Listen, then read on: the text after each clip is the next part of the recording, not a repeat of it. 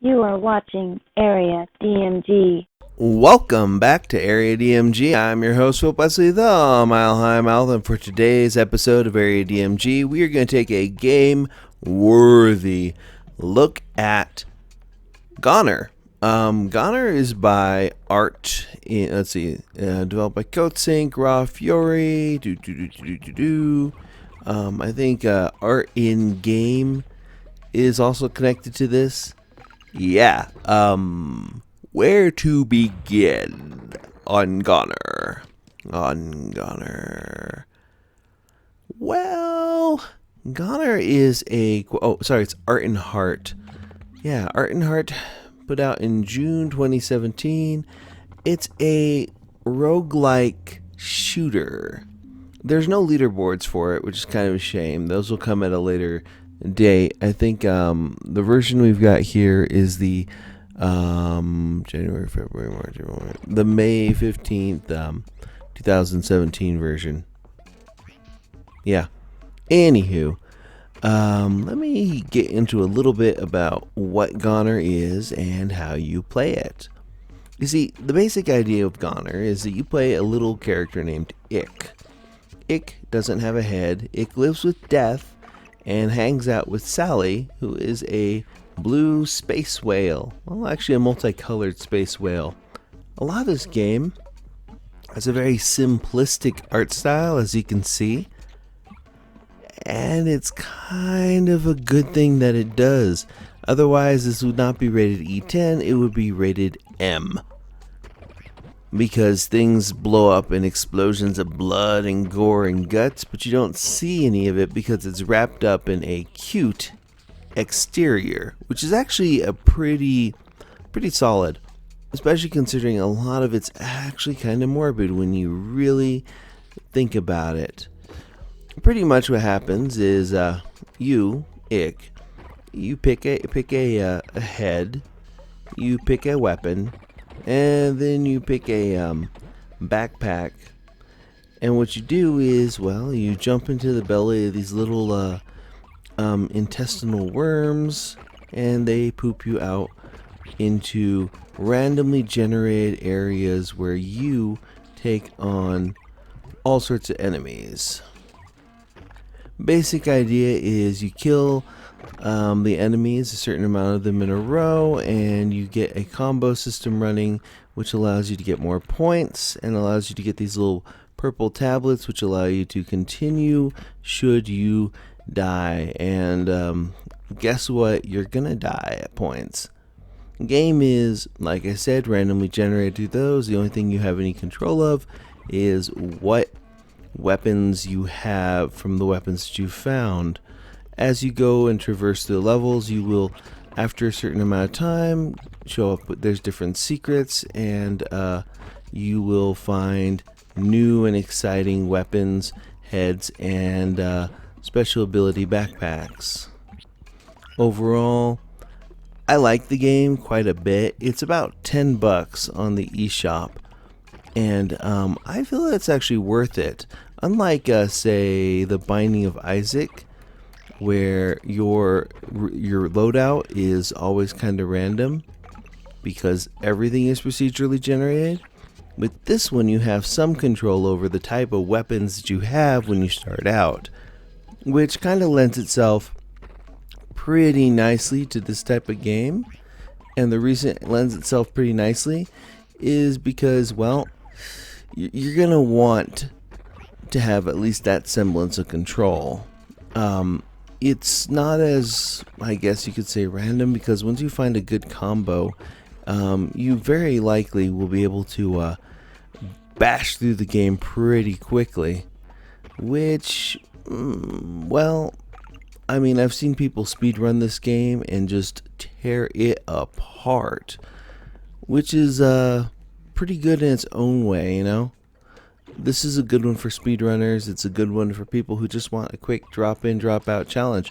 There is a daily challenge option, but you're not really, you're competing for a high score, but there's no leaderboards at this time, so I'm not completely sure why this thing exists. Oh, One thing about it though is that you will die. You will definitely die multiple times.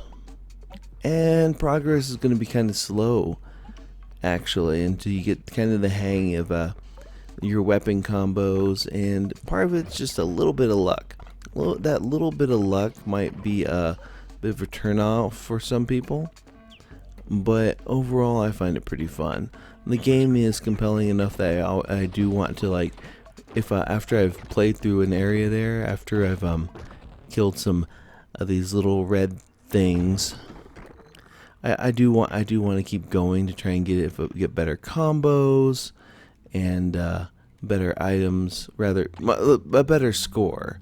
It does keep track of your score, and like I said, when you kill like 5 enemies in a row, it'll give you a little purple thing. If you keep a combo going after that, you can get these rainbow combos and really rack up a really high score. There is an ending for it, and it's worth it to beat the game and try and find all the little extras, because there's extra levels after you beat the game. But most people will probably do this for score attack, which, that's fine. I like it for that. It's a pretty quick game. You can go drop in, spend about 5-10 minutes playing through till you die, then pop out. Works pretty well in handheld mode. Graphic wise, there are no issues. This thing is at like 1080p. You can turn on and off the bloom, and there's no frame rate issues or anything of the sort like that. Overall, just it's a solidly put together title. A little morbid, and it's a good thing that it's got a cutesy art style. But other than that, like, yeah, this is a game that, like, unlike Binding of Isaac, you can play this one with like kids around, even though it's got fairly mature content. Sort of. It's, like I said, cutesy enough that you don't have to worry about it. Overall, I find it pretty addictive. Let's see, the music is weird. It kind of feels kind of like, well, there's it's like this weird, trippy, squishy sounding techno music is the best way to put it. Yeah, squishy sounding techno music, but it's good. It drives the gameplay, and you'll find it getting stuck in your head, even though you really don't want it to be, because it's kind of like this, and you're like, oh god, it's stuck in my head now, and it's fine. As far as challenge goes and value, the game is like $10, but it's worth it, especially if you're looking for a good roguelike and you like challenging platform / shooting titles. I think it's pretty good. It's a fun game, and it's got a fun enough art style. Kind of makes me think a little bit of like a Day of the Dead type thing, even if the implications of what this is are kind of a little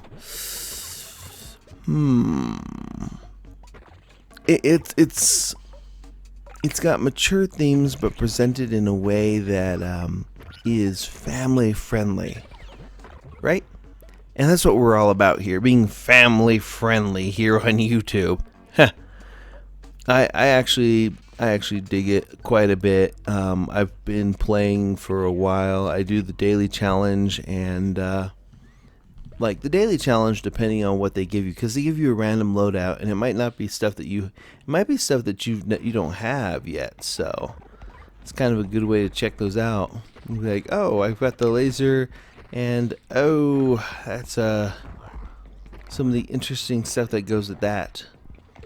Because some of these, the heads that you get determine like various abilities. Like, for example, there is a head that lets you do a triple jump. There is a head that makes everything, well, actually, I'm not going to explain what that one does. Like, there's triple jumps, there's floaty jumps. The items that you get, there's one which allows you to pause your enemies, one that does an instant reload, one that does a super attack, one that gives like a weird little ball that allows you to bounce up to higher areas. The heads determine, well, some other special abilities as well as how much health you have. So once you find a loadout that works for you, you can just go right down into it. It reminds me a little bit of Downwell, actually. Downwell mainly because of the roguelike aspects of it, and the fact that your initial loadout can get you pretty far if you're both a little bit lucky and good at your loadout.